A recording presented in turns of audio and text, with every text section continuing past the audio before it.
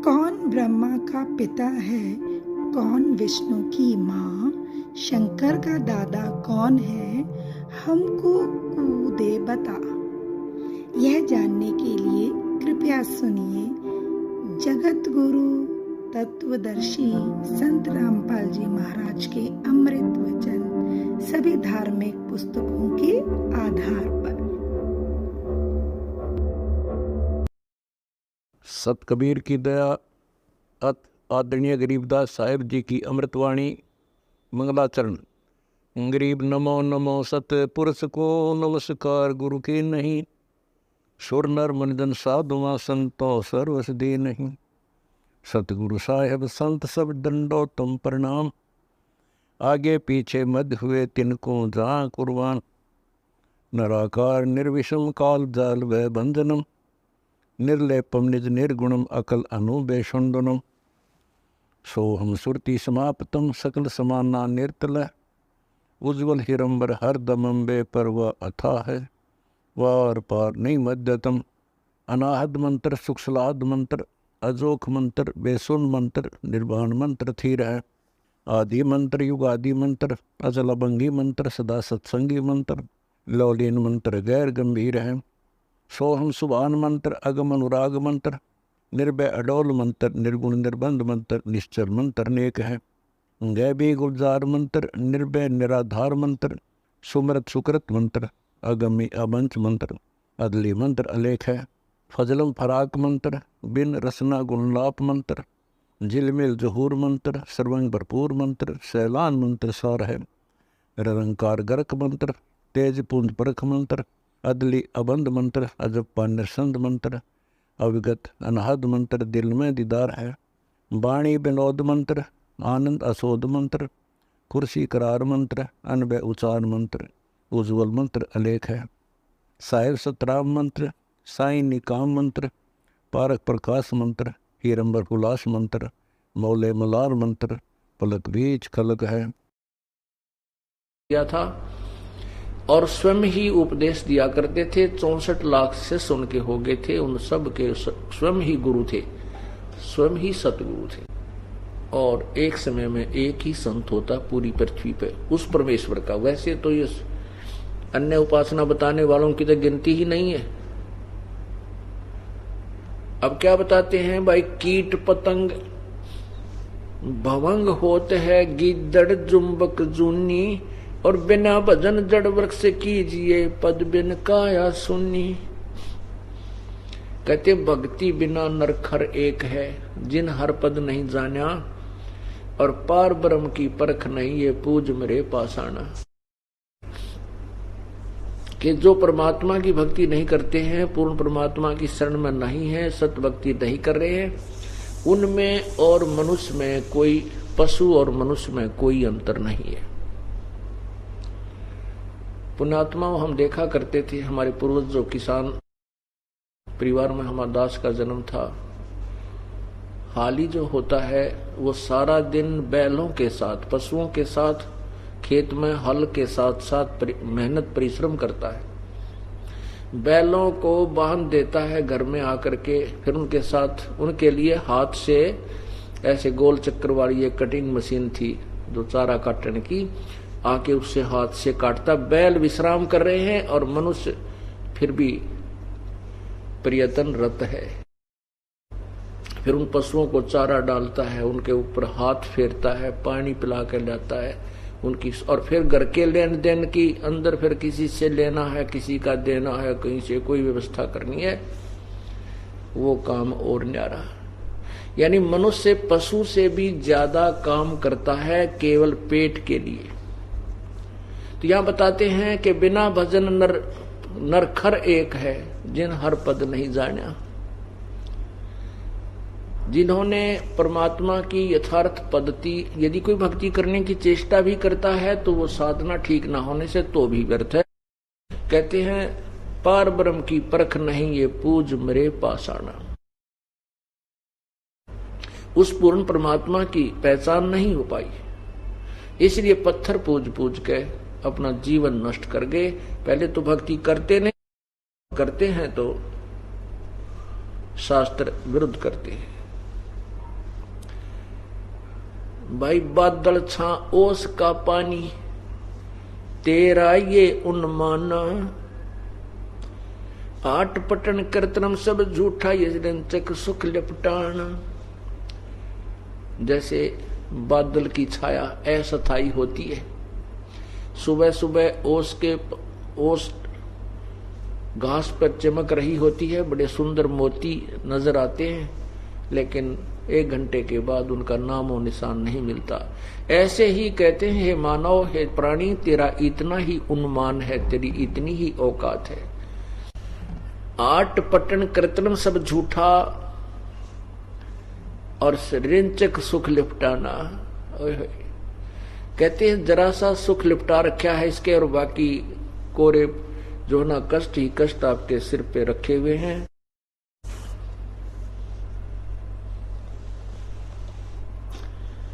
अब परमात्मा की भक्ति करे तो कहते हैं भजन करो उस रब का जो दाता है कुल सब का। अब हम भक्ति करना भी चाहते हैं तो कहते हैं उस रब का, तत्ब्रह्म का। गीता जी अध्याय नंबर 7 के श्लोक 29 में कहा कि अर्जुन, जो मैं तुझे गीता ज्ञान दे रहा हूं, इस पर अगर कोई आश्रित हो जाता है और तत्वदर्शी संत की तलाश खोज कर लेता है, तो फिर उस तत्ब्रह्म के बारे में जानकर और मेरे बारे में और आध्यात्मिक पूरे आध्यात्मिक ज्ञान के विषय में परिचित होने के उपरांत वो प्राणी फिर केवल जन्म मरण से ही, जरा मरण से छूटने का ही प्रयत्न करता है, या इस संसार की किसी भी वस्तु की इच्छा नहीं करता।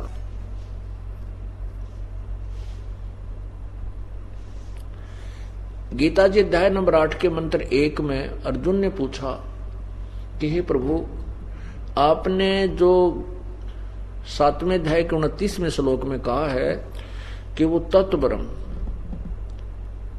तत्ब्रह्म क्या है, और ये सारा आध्यात्मिक ज्ञान क्या है, अधिभूत कौन है, अधिज्य कौन है, इसके बारे में मुझे बताइए। 8वें अध्याय के 3रे श्लोक में गीता जी में गीता ज्ञानदाता प्रभु कह रहा है कि वो परम अक्षर ब्रह्म है। गीता जी अध्याय नंबर 18 के श्लोक 62 में कहा कि अर्जुन, तू सर्वभाव से उस परमात्मा की शरण में जा, तत्व ब्रह्म की, परम अक्षर ब्रह्म की शरण में जा। उसकी कृपा से ही तू परम शांति और शाश्वत स्थान को प्राप्त होगा। तो उसके बारे में बता रहे हैं, भजन करो उस रब का जो दाता है कुल सब का। भजन करो उस रब का जो दाता है कुल सब का। भाई बिना भजन भय मिटे नहीं जम का, समझ मुझरे भाई, सतगुरु नाम दान जिन दीना यो संतो ठहराई। बिना भजन भय मिटे न जम का, समझ बूझ रे भाई। बिना भजन भय मिटे न जम का, समझ बूझ रे भाई। सतगुरु नाम दान जिन दीना ये संतो ठहराई। सत कबीर नाम करता का, कल्प करे दिल देवा। भाई सुमरण करे सुरत से लापे पावे हर पद बेवा। बिन ही रसना नाम चलत है निर्वाणी से नेहा। गरीबदास भोडल में दीपक छानी नहीं स्नेहा। भजन करो उस रब का जो दाता है कुल सब का, और बिना भजन भय मिटे नहीं जम का। समझ बूझ रे भाई, और सतगुर नाम दान जिन दीना ये संतों ठहराई। पूर्ण परमात्मा की सच्ची भक्ति के बिना वो यम के दूतों का और काल का डर आपका समाप्त नहीं हो सकता। और सतगुरु से नाम उपदेश प्राप्त करने के बाद ही आप इस झंझट से मोक्ष प्राप्त कर सकते हो, जन्म मृत्यु से भी और काल के इस लोक से भी पार हो सकते हो। परमात्मा ने ना जाने कितने प्रकार से इस जीव को समझाने की चेष्टा की है।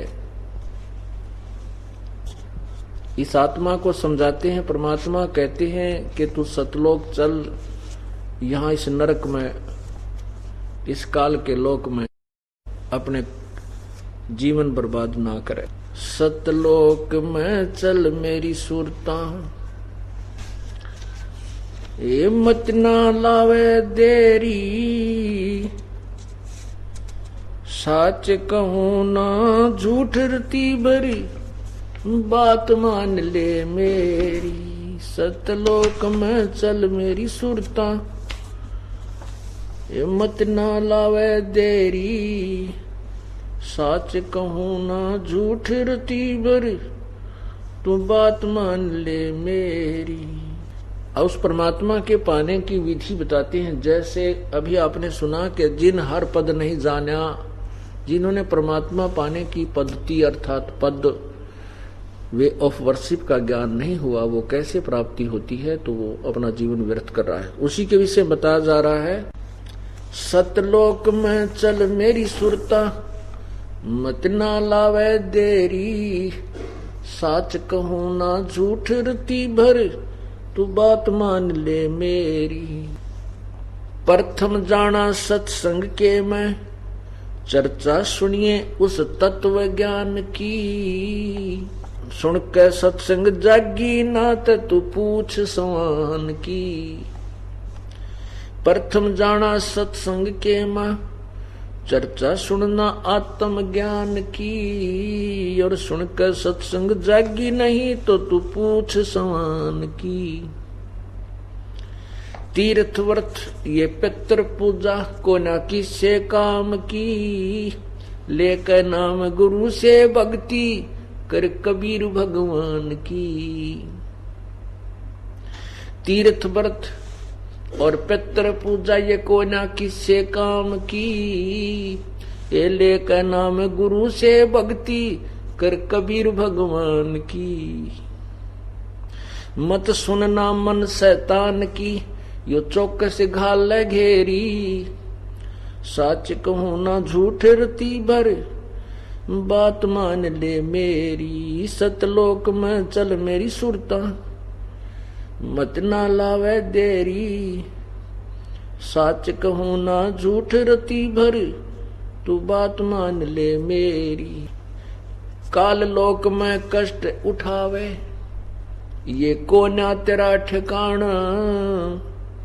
मात पिता संतान संपत्ति का, तो झूठा तणरी ताना। काल लोक में कष्ट उठावे, यो कोना तेरा ठिकाना। मात पिता संतान संपत्ति का, तो झूठा तणरी ताना। जाप अजप्पा मिल जावे फिर, ये सुमरण में मन लाना। सार शब्द तेरे काटे फंदन, आकाश से उड़ जाना। जाप अजप्पा मिल जावे तब, ये सुमरण में मन लाना। सार शब्द तेरे काटे बंधन, आकाश से उड़ जाना। त्रिकुटी में आना है सुरता, तू मत ना भटके बेरी। सच कहूं ना झूठ रती भर, तू बात मान ले मेरी। सतलोक में चल मेरी सुरता, ये मत ना लावे देरी। सच कहूं ना झूठ रती भर, तू बात मान ले मेरी। त्रिकुटी में जाके सुरता, वहां चारों ओर लखावे। शब्द गुरु फिर प्रगट होवे, उसते ब्याह करवावे। त्रिकुटी में जाके सुरता, वहां चारों ओर लखावे। शब्द गुरु वहां प्रगट होवे, उसते ब्याह करवावे। नूरी रूप गुरु का होके, तेरे अग अग जावे। सतलोक में सेज बिछी, तेरे चौकस लाड लडावे। जन्म मरण मिट जावे, सुरता हूँ आनंद काया तेरी। सच कहूं ना झूठ रती भर, तू बात मान ले मेरी। सतलोक में चल मेरी सुरता, ये मत ना लावे देरी। सच कहूं ना झूठ रती भर, बात मान ले मेरी। सतलोक में जाके सुरता, संकट कट जा सारे। अगम लोक और अलख लोक के, वहां दिख सभी नजारे। सतलोक में जा कही सुरता, तेरे संकट कट जा सारे। अलख लोक और अगम लोक के वहां दिख सभी नजारे। लोक अनामी जावेगी वहां को ना मिले चौबारे। आत्म और परमात्मा वहां को ना रहते न्यारे।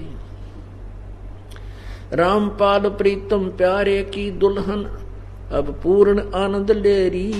साच कहूं ना झूठ रती भर, बात मान ले मेरी। सतलोक में चल मेरी सुरता, हिम्मत ना लावे देरी। साच कहूं ना झूठ रती भर,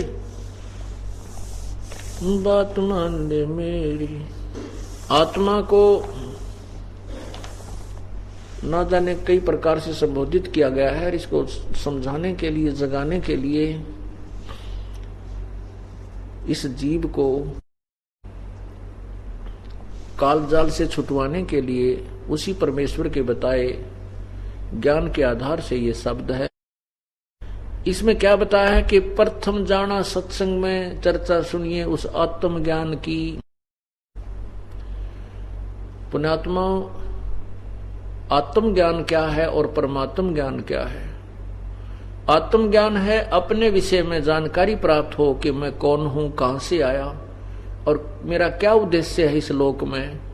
आज मैं जीवित हूं, मेरे पास संपत्ति है, संतान है, और कल मृत्यु हो जाए, कल मैं कहां चला जाऊंगा, और इस जन्म से पूर्व मैं कहां था। इसका नाम आत्म ज्ञान है। आत्म ज्ञान माने अपने विषय में जानकारी। और परमात्म ज्ञान उस आध्यात्मिक ज्ञान को, पूर्ण परमात्मा के विषय में जानकारी को परमात्म ज्ञान कहते हैं। सबसे पहले तो आत्म ज्ञान हो कि मैं कौन हूं, कहां से आया, किस झंझट में फंसा पड़ा हूं, आज मैं किस आधार यहां बैठा हूं, आज मैं जीवित हूं, कल मृत्यु हो जाए तो फिर मेरा क्या है। मेरे बच्चे मेरे साथ नहीं जा सकते, संपत्ति मेरे साथ नहीं होगी, और किसी से भी मैं कितना ही लगाव रखता हूं मेरे साथ नहीं है। ये क्या कारण है? तो ये तो आत्मज्ञान होगा। जब हमें यहाँ चिंता होगी कि मैं कौन हूं, कहां से आया हूं और के झंझट हमारे गल में पड़ गया यो, तो फिर हम परमात्म ज्ञान की तरफ चेष्टा करेंगे। उसके लिए बताते हैं कि प्रथम जाना सत्संग में तू चर्चा सुनना आत्म ज्ञान की, और सुन के सत्संग भी तू फड़की नहीं। जो पुण्यात्मा होते वो फड़कते हैं एकदम, जब ऐसे झंझट ऐसे दुख याद कराए जाते हैं कि बिना बंदगी भैंसा कीजिए, बोक बने के खेला, और कुकर सुकर खर कीजिएगा, छोड़ सकल बद फैला। तो वो तुरंत त्याग देते हैं उन बुराइयों को और एकदम जाग जाते हैं। और सत्संग के विचार सुनकर भी जागी नहीं, चेतना नहीं बनी, प्रेरणा नहीं बनी और डर नहीं लगा, तो फिर तू पूछ सवान की। सवान की पूछ किसे कहते हैं? जैसे कुत्ते की दूम होती है, वो ऐसे मुड़ी होती है, और उसको कहते हैं एक व्यक्ति ने 12 वर्ष तक बांस की नली में डाल दिया कि शायद ये सिद्धि हो जा। जब वो निकाली 12 वर्ष के बाद तो भी वो टेढ़ी ही थी। कहते हैं फिर तेरा असर नहीं हो सकता, इस सत्संग के अंदर भी तू नहीं सुधरी तो तू पूछ सवान की। तीर्थ वर्तीय पितृ पूजा को न किससे काम की, और लेकर नाम गुरु से उपदेश लेकर के फिर भक्ति कर उस कबीर भगवान की। और कहते हैं फिर मत सुनना इस मन शैतान की, यो चौकस गाल है घेरी। इस उपदेश के लेने के बाद आपके मन में ना जाने कितने खरपतवार पैदा करेगा ये मन, और इस नाम से दूर करने की भरसक कोशिश होगी। लेकिन कहते इस मन शैतान की फिर मत सुनना, सतगुरु के वचन के ऊपर पूरा दृढ़ विश्वास रखना। हम तो जितने समझदार थे, सियाने थे या कितने विद्वान थे, आपा को पता ही है। हमें तो कह खे का भी नहीं पता था भक्ति मार्ग का। और हमारा दोष क्या है? ब्रह्मा विष्णु महेश को मालूम नहीं वो परमात्मा कौन है, वो और स्वयं इनको मालूम नहीं हम कहां से पैदा हुए। इनको स्वयं नहीं, अपने पिता के भी दर्शन नहीं हुए अभी तक। ये साधना भी करते हैं। काल ने प्रतिज्ञा की है कि मैं कभी किसी भी साधना से किसी को दर्शन नहीं दूंगा। इसलिए सभी ऋषियों ने, महर्षियों ने, ब्रह्मा विष्णु महेश ने अंत में जो साधनाएं उन्होंने की उसका रिजल्ट दे दिया, परिणाम बता दिया कि परमात्मा निराकार है, उसका केवल प्रकाश दिखाई देता है। क्योंकि जिस भगवान की साधना करते हैं उसने प्रतिज्ञा की है, ओम नाम के जाप से जो ब्रह्म की साधना की जाती है उसने प्रतिज्ञा की है कि मैं कभी किसी के समक्ष नहीं आता, ये मेरा अविनाशी अटल नियम है। गीता जी अध्याय नंबर 7 के श्लोक 24 और 25 में स्पष्ट वर्णन किया है।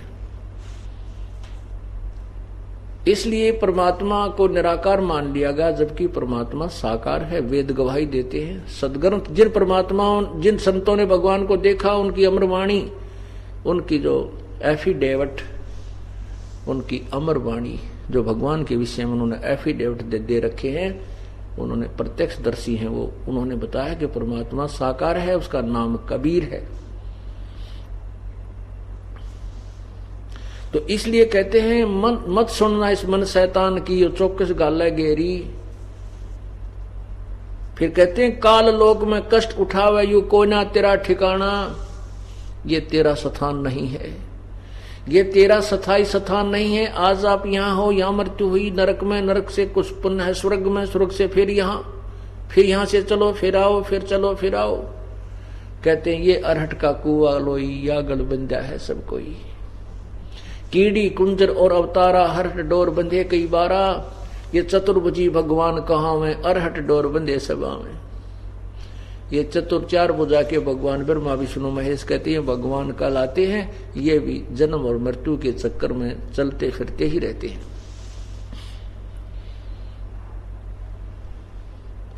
काल लोक में कष्ट उठावे कोई ना तेरा ठिकाना, और मात पिता संतान संपत्ति का तुम झूठा तनरी ताना। जैसे कहते हैं ये जो संपत्ति और संतान और मात पिता को तू अपना मान बैठी है, ये भी वास्तविक नहीं है। फिर कहते हैं जाप अजप्पा मिल जावे फिर सुमरण में मन लाना। आपको प्रथम मंत्र दिया जाता है, वो उसके बाद फिर आपको अजप्पा जाप मिलता है, सतनाम मिलता है। जो श्वास उस श्वास से सिमरण करना होता है, वो 2 अक्षर का होता है, उसमें एक ओम नाम है, दूसरा तत्, वो केवल उपदेशी को ही बताया जाता है। उसको अजप्पा जाप कहते हैं। कहते जाप अजप्पा मिल जावे फिर सुमरण में मन लाना, फिर बहुत ही ध्यान से उस सिमरण करना उस सत्य नाम का, सच्चे नाम का। और कहते हैं सार शब्द तेरे काट फंदन, फिर आपको सार नाम मिलेगा, सार नाम के बाद फिर आपको सार शब्द की उपलब्धि कराई जाएगी। कहते हैं फिर तेरे सारे बंधन कट जाएंगे, फंदे यहां कट जाएंगे और आकाश से उड़ जाना। आकाश में जाकर के यानी यहां से चलने के बाद त्रिकुटी में ये प्राणी जाता है। त्रिकुटी में जाकर के फिर सब अकाउंट होता है। त्रिकुटी से पहले जो आपको प्रथम मंत्र दिए जाते हैं, जिसमें 5 नाम तो इन कमलों के खोलने के हैं जो कंठ कमल तक हैं, और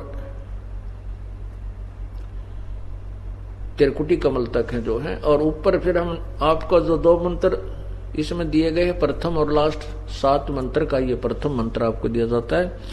तो ये सब कमलों के अंदर से हमने जाना पड़ता है। मूल कमल में गणेश जी है, सवा चक्कर में सावित्री ब्रह्मा जी, नाभि चक्कर में सुंडी के पीछे ने नाभि के पीछे उसमें विष्णु और लक्ष्मी जी, और हृदय कमल में महादेव पार्वती जी, कंठ कमल में दुर्गा शेरा वाली। तो हम जो आपको 5 नाम दिए जाते हैं, इन 5 नामों से आपका ये कमल खुल जाएंगे और फिर हम त्रिकुटी पर जाएंगे। त्रिकुटी पर आप जाने के बाद इस 2 मंत्र का जो जाप है, सतनाम में जो ओम मंत्र है, इस ओम मंत्र की जो कमाई है, इसका धन है, ये जो आप सिमरण करते हो, ये वहां त्रिकुटी के ऊपर इसका हिसाब वहां किया जाएगा। गीता जी अध्याय नंबर 18 के श्लोक नंबर 62 में कहा है कि तू सर्वभाव से उस परमेश्वर की शरण में जा, उसकी कृपा से ही तू परम शांति और शाश्वत स्थान अर्थात सतलोक को प्राप्त होगा। गीता अध्याय नंबर 18 के श्लोक 63 में बताया कि मैंने जो ये ज्ञान तेरे को गीता का दे दिया, सारा विवरण बता दिया। मेरी शरण में रहना है तो मेरे में मनवाला हो, मेरा भजन कर, मेरे ही पास रहेगा। गीता जी अध्याय नंबर 18 के 63 और 65 में कहा है। फिर कहा कि तूने उसकी शरण में जाना है जो 18वें अध्याय के 62वें श्लोक में जिसके विषय में कहा है, और 15वें अध्याय के प्रथम और चौथे श्लोक में कहा है। उसकी शरण में जाना है तो सर्वधर्मान परित्यज माम एकम शरणम व्रज। मेरे लेवल के, मेरे सत्र की जो ओम नाम की कमाई है वो मुझ में छोड़ के उसकी शरण में तू जा, फिर मैं तुझे सब पापों से मोक्ष कर दूंगा, मुक्त कर दूंगा। ओम नाम की जो कमाई हम करते हैं, पहले क्या गलती करते रहे? ओम नाम की साधना करके ऋषि महर्षि कहाँ चले जाते थे? ब्रह्मलोक में। और ब्रह्मलोक एक बहुत बड़ा रेस्टोरेंट है जहां सबसे ज्यादा नाचने गाने बकवाद सबसे ज्यादा उस ब्रह्मलोक के अंदर है। जैसे आपने मार्कंडे ऋषि और इंद्र की कथा सुनी। मार्कंडे ऋषि साधना कर रहा था, तप कर रहा था। साधना करते हैं, तपस्या हठ योग करते हैं तो उनकी समाधि ऊपर पहुंच जाती है। उधर से इंद्र को ये बात अच्छी नहीं लगती कि कोई तप करके तेरी इंद्र की गद्दी प्राप्त ना कर ले। वो तप और धर्म जो यज्ञ होती है उनको खंड करवाता है। उसने अब एक उर्वशी भेजी मार्कंडे ऋषि के उस तपस्या को खंडित करवाने के लिए। उर्वशी खूब डांस किया, नाची कूदी, सब आखिर में लास्ट में निवस्त्र भी होगी। तब भी मार्कंडे ऋषि ने उसकी तरफ विशेष आकर्षण नहीं किया, बिल्कुल ही नहीं किया। तब उस लड़की ने, उर्वशी ने कहा कि हे मार्कंडे ऋषि, आपकी योग समाधि ना जाने कहाँ है, कहाँ थी, और मैंने मेरे स्वरूप को देख करके यहाँ बनखंड में, जिस बन के अंदर जितने भी आपके इस क्षेत्र में ऋषि तपस्वी थे, वो तो सभी मुझे देखते ही चंचल हो गए, उनका तो धर्म भंग हो गया, और आप ना जाने कहाँ आपकी समाधि थी। तब मार्कंडे ऋषि ने कहा कि मेरी समाधि जहां मैं देख रहा था नाच गाने, समाधि का अर्थ होता है समाधि, उसी समय हम समाधिस्थ होते हैं जो यहाँ के जो हम देखते हैं संसार से कोई ब्रह्मांड में शरीर के अंदर कुछ और अधिक आकर्षण वस्तु, आकर्षक वस्तु हमें दिखाई दे तो मन उधर दौड़ता है, मन का स्वभाव है। तो ये कई कई घंटों बैठे रहते हैं, कोई कोई वर्षों बैठे रहते थे, ये वैसे नहीं बैठते कि अंदर ये जब समाधिस्थ हो जाते हैं तो इस शरीर के अंदर एक ब्रह्मांड का पूरा इसके अंदर चित्र बना हुआ है, जैसे टेलीविजन के चैनल होते हैं, और जौन सा भी चैनल ऑन हो जाता है उसी चैनल पर नाचने गाने जो भी उस पर कार्यक्रम आ रहा है, ये मन उसको देखने लग जाता है। ऐसे ही हमारे शरीर में जो चैनल हैं, जौन से भी चैनल का ऑन हो जा किसी ऋषि का तो उसको देखता रहता है, तो उसका सहस्रार कमल जो चैनल वो ऑन हो रहा था मार्कंडे ऋषि का, और उससे उसकी समाधि ब्रह्मलोक में, यहां बैठे आंखें थोड़ी खुली हैं और वो ब्रह्मलोक में वो पहुंची हुई थी समाधि। तो वहां क्या बताया उर्वशी को, उसने बताया मार्कंडे ने कि मेरी योग समाधि वहां गई हुई थी जहां पर जो नाचने वालियों को मैं देख रहा था वो तेरे जैसी तो सात सात बांदी थी, सात बांदी यानी 7। तो उनकी नौकरानी के तुल्य भी सुंदर नहीं है उस ब्रह्मलोक में जो मैं समाधि से उन औरतों को देख रहा था, इसलिए तेरे से कोई सुंदर हो उसको भेज।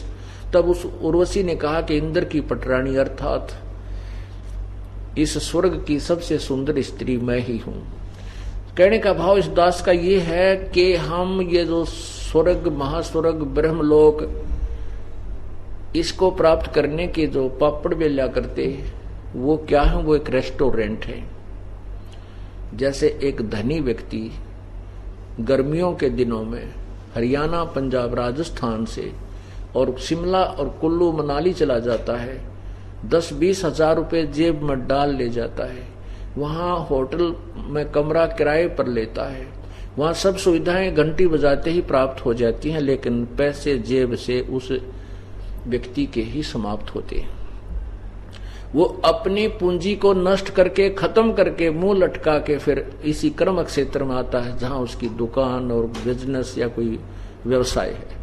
ऐसे ही ये स्वर्ग जो है, ये रेस्टोरेंट है, वहां हम यहाँ कमाई करते थे, पुण्य आदि कमाते थे, साधना करते थे।